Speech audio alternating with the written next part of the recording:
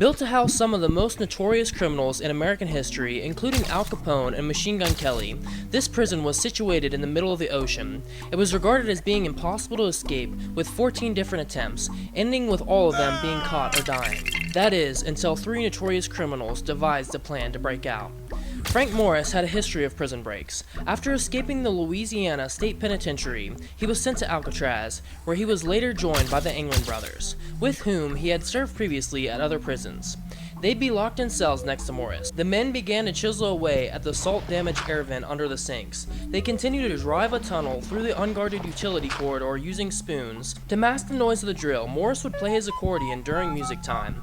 Once the hole was large enough to crawl to the corridor, they set up a secret workshop at the empty top level of the cell block. To hide the holes, they crafted papier-mâché grills fashioned from magazines.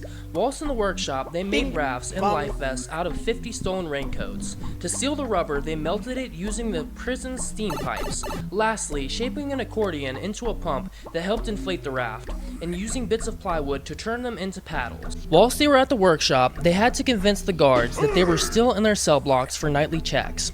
Therefore, they papier-mâchéd fake heads of themselves out of soap, toothpaste, and toilet paper. These, paired with a bundle of clothes in the shape of their bodies and blankets over top, would be convincing enough to the guard for them not to get caught. It was finally time to make their getaway.